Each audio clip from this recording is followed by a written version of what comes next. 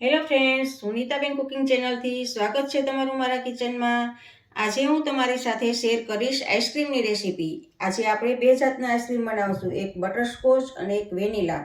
આ આઈસ્ક્રીમ આપણે પેકેટમાંથી બનાવશું। પેકેટના આઈસ્ક્રીમ ઘણી વખત ઘણા બધાને સરસ બનતા નથી હોતા, પણ આજે હું તમને બનાવીને બતાવીશ। તો રેસીપીનો વિડીયો ગમે તો વિડીયોને લાઇક અને શેર કરજો, અને આવી જ નવી નવી રેસીપીના નોટિફિકેશન મળતા રહે તે માટે સબસ્ક્રાઈબ કરજો। આજે આપણે ઘરે જ આઈસ્ક્રીમ બનાવવાના છીએ।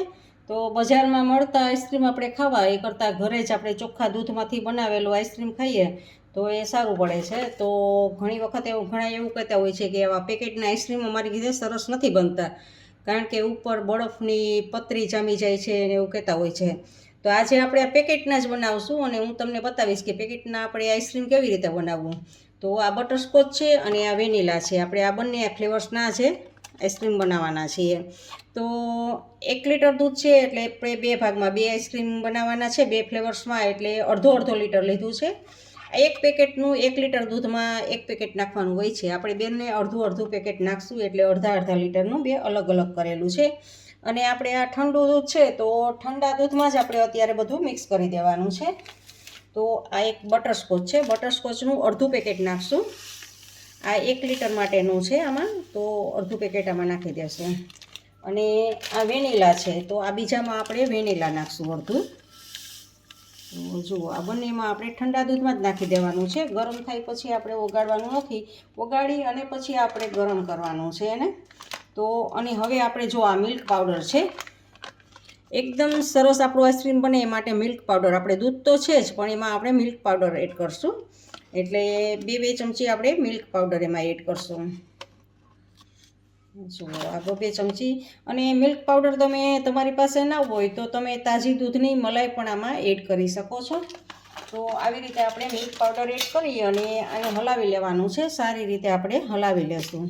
એટલે આમાં ખાંડ કે બધું આપણા પેકેટમાં જ હોય છે, એટલે ખાંડ કે કાંઈ આપણે એડ કરવાનું નથી। અને આવી જ રીતે આમ બધું મિક્સ કરી દેવાનું છે, આમાં બધું જ હોય છે। અને સારી રીતે આ ઓગાળી દેવાનું છે, એટલે લમ્સ ના પડે, આપણે ઠંડા દૂધમાં કરીએ ને એટલે। અને જો ગરમ દૂધમાં આપણે પાવડર કે ઉમેરશું ને તો લમ્સ પડશે, એટલે આવી રીતે ઠંડા દૂધમાં આપણે મિક્સ કરી દઈશું। આને પણ એવી રીતે આપણે આમ મિક્સ કરી દઈશું। જો સારી રીતે બધું આપણે આમાં મિક્સ કરવાનું છે। અને હવે આ બંને મિશ્રણને આપણે મીડિયમ ગેસ ઉપર આમ સતત હલાવતા રહેવાનું છે અને ઉકાળવાનું છે। તો ચમચો તો સતત આવી રીતે આમ હલાવવાનો જ છે, એટલે નીચે બેસી ના જાય, નહીંતર જો તમે ચમચો હલાવશો નહીં તો નીચે બેસી જશે, એટલે સતત હલાવવાનો જ છે ચમચો, અને આને આપણે ઉકાળવાનું છે। આ બંને મિશ્રણને આપણે જો ઉકાળી લીધા છે, આપણે જે પાવડર છે એ નાખી અને સારી રીતે આપણે મિક્સ કરી અને ઉકાળી લીધા છે। જુઓ, બંને આપણે ઉકળી ગયા છે। તો હવે આ બંનેને આપણે ઠંડુ થવા દેવાનું છે, આવી જ રીતે આમ આપણે તપેલામાં ઠંડુ થવા દેશું। હવે આપણે આ બંને મિશ્રણ ઠંડા થઈ ગયા છે, અને જુઓ જાડા પણ થઈ ગયા છે, જો એકદમ ઘટ થઈ ગયું છે। જુઓ, તમે જોઈ શકો છો કે એકદમ ઘટ થઈ ગયું છે મિશ્રણ। એક વખત ચમચાથી આવી રીતે હલાવી લેવાનું છે, બંને મિશ્રણમાં આવી રીતે આપણે હલાવી લેશું। ચમચો ફેરવી અને મિક્સ કરી દેવાનું છે। હવે આપણે આવા એરટાઈટ ડબ્બો લેવાનો છે અને એમાં મિશ્રણને રેડી દેવાનું છે।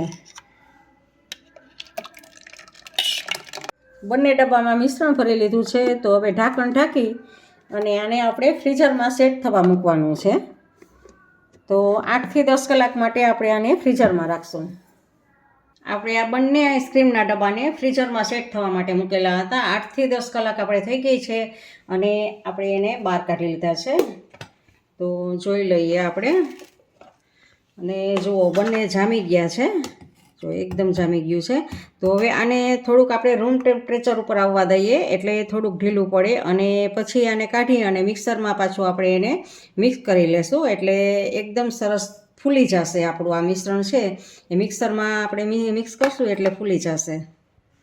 હવે આપણે ચમચાની મદદથી આવી રીતે આમ લઈ અને મિક્સર જારમાં લેશું, આવી રીતે આમ મિક્સર જારમાં, અને પછી આપણે એને એકદમ મિક્સ કરી લેશું મિક્સરમાં, જેથી એકદમ સરસ ફૂલેલું થઈ જાય। આવી રીતે બધું જ આપણે આમ કાઢી લેવાનું છે। હવે આ અડધું મિશ્રણ કાઢેલું છે એમાં આપણે એક મોટી ચમચી તાજી મલાઈ, આપણે ઘરની તાજી મલાઈ હોય છે એ એમાં એડ કરશું અને હવે આને આપણે ઢાંકણ ઢાંકી અને મિક્સ કરી દેશું. આપણે મિક્સર જારમાં એકદમ આને પીસી લીધું છે. જુઓ, તમે જોઈ શકો છો કે એકદમ સ્મૂથ એવી આપણું મિક્સર તૈયાર છે. જુઓ તમે જોઈ શકો છો કે એકદમ લીસું એવું આપણું બની ગયું છે. તો હવે આપણે જે ડબ્બો ખાલી આપણે કર્યો હતો એ જ ડબ્બામાં આપણે પાછું એમાં આપણે એડ કરવાનું છે અને પાછું આને આપણે સેટ કરવા મૂકશું. પણ જે આપણે અડધું બાકી છે એ કરી લેશું, પછી આને ડબ્બાને પેક કરી અને પાછું સેટ કરવા મૂકવાનું છે. જો આ બંને મિશ્રણને આપણે એક વખત પાછા મિક્સર જારમાં આપણે મિક્સ કરી દીધા છે ને એકદમ સારી રીતે એને મિક્સ કરાય છે. તો હવે આપણે ડબ્બાને પાછા ઢાંકણ ઢાંકી એરટાઈટ ડબ્બામાં ભરી ઢાંકણ ઢાંકી અને પાછું આને આપણે સેટ કરવા મૂકવાનું છે. હવે આપણે આને 4 થી 5 કલાક જ સેટ થવા દેવાનું છે, ત્યાં આપણું આઈસ્ક્રીમ રેડી થઈ જશે. પછી આપણે 7 થી 8 કલાક થઈ ગઈ છે અને આપણું આઈસ્ક્રીમ બનીને હવે તૈયાર છે. તો હવે આપણે એક બાઉલમાં એને લઈએ, સર્વ કરીએ. જુઓ, એકદમ માર્કેટ જેવું આપણું આ આઈસ્ક્રીમ બન્યું છે. આપણે બીજું આઈસ્ક્રીમ છે એને પણ આપણે કાઢીએ એમાં. તો હવે આપણે આઈસ્ક્રીમ બનીને તૈયાર છે. ફ્રેન્ડ્સ, તમને આ આઈસ્ક્રીમની રેસીપીનો વિડીયો કેવો લાગ્યો તે કમેન્ટ બોક્સમાં કમેન્ટ કરીને મને જરૂરથી જણાવજો. અને જો ગમ્યો હોય તો લાઇક, શેર અને સબસ્ક્રાઈબ કરજો. ફરી મળીએ એક નવી રેસીપી સાથે.